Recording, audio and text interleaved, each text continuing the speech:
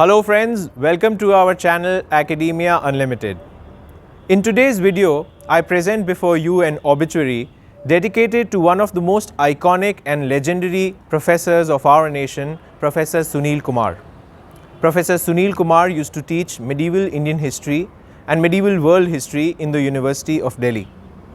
Unfortunately, Professor Sunil Kumar left the mortal world on 17th January 2021. But he left behind a very rich legacy and an entire army of loving students and admirers. One of his students, who today is an ace journalist in India, Mr. Ravish Kumar, recently delivered a speech in his honor. In this speech, Ravish Kumar said that when Professor Sunil Kumar would walk into his classroom, he would resemble a Bollywood hero walking into the sets of his movie. Such was the sophistication and charm of this suave gentleman who was very thorough in the knowledge of his subject. A few days back, I had written an obituary article dedicated to Professor Sunil Kumar, which got published in leading daily named Rashtradoot. So friends, in the subsequent section, I shall read out that article for you and play some images of that legendary professor as we all gather together in paying homage and respects to our beloved professor. Remembering Dr. Sunil Kumar, one of the finest historians of medieval India.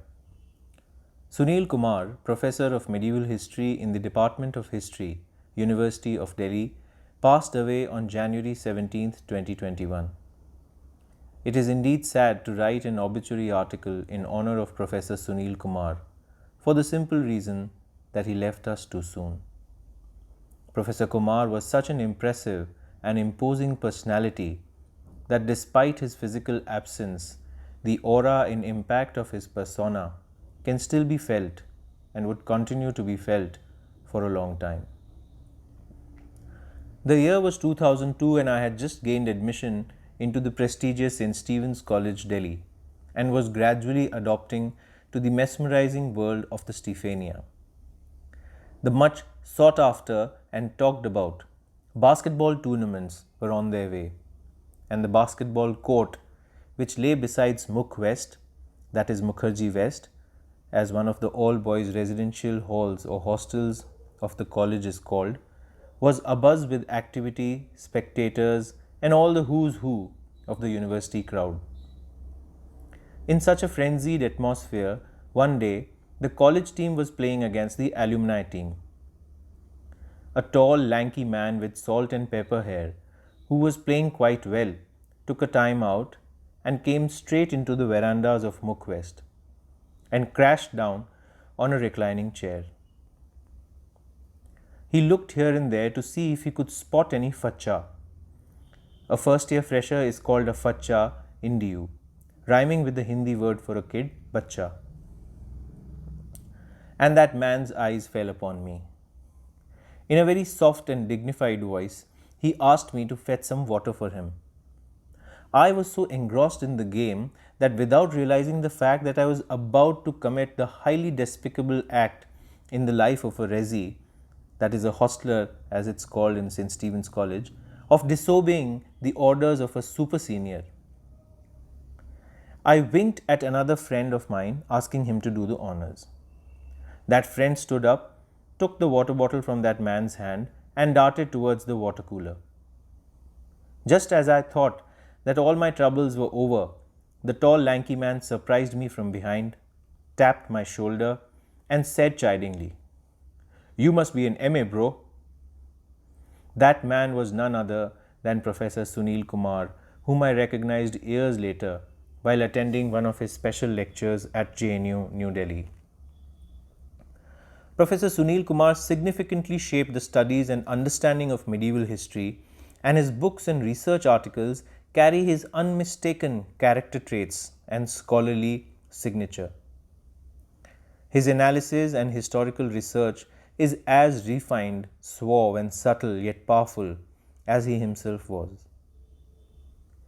He authored several important works such as The Emergence of the Delhi Sultanate, 1192 to 1286, demolishing myths of mosques and temples, and the present in Delhi's past.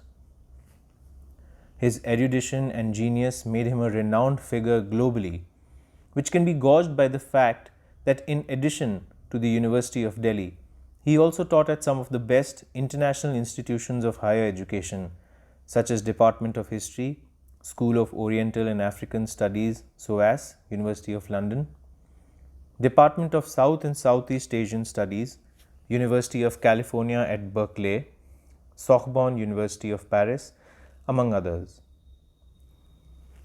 Due to the sheer brilliance and originality of his thought, Sunil Kumar not only advocated in favor of but also practiced history writing in a very unconventional manner, which was liberated from the prejudices of the age.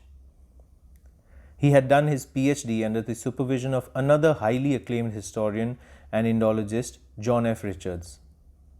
Though I never had the privilege of undertaking a course of study taught by him, yet friends from DU who were studying at the Department of History would always talk animatedly about the charming lectures and teachings delivered by Professor Kumar.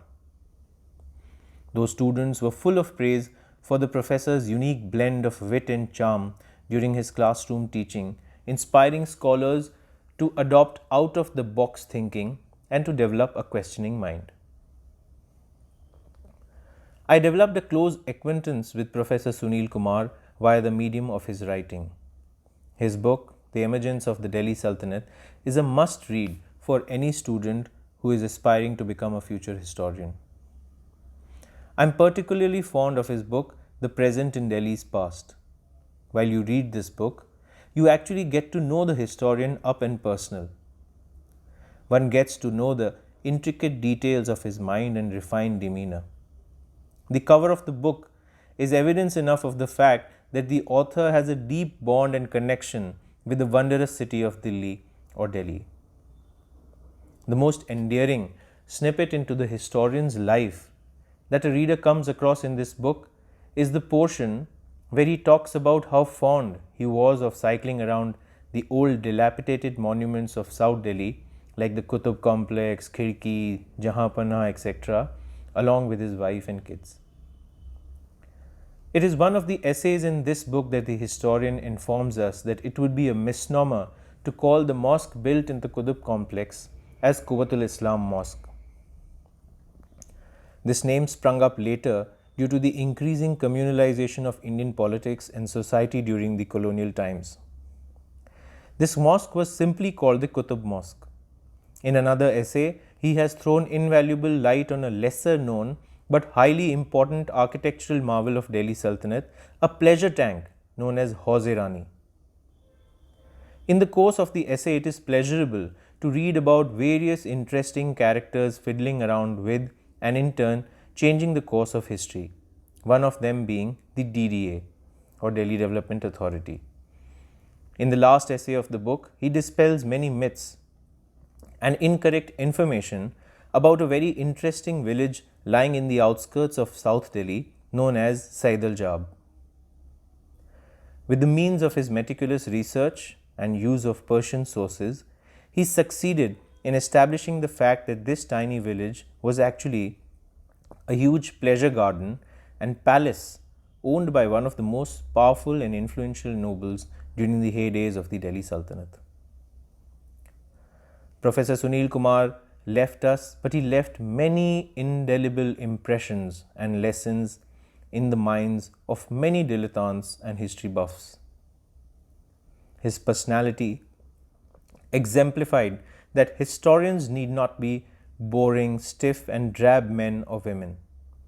Indeed, instead, they could be lively, suave, sophisticated and charming. A history professor could dress up well and deliver an intense lecture in the day and sport shorts while playing basketball in the evening with his longish salt and pepper hair held back with a bandana. Sir, we will always love you, remember you, emulate you, and shape our minds on the lines of thoughts drawn by you. I hope you must have enjoyed this video. Please do like it and share it. Also subscribe to our channel Academia Unlimited for more such interesting videos. Thank you.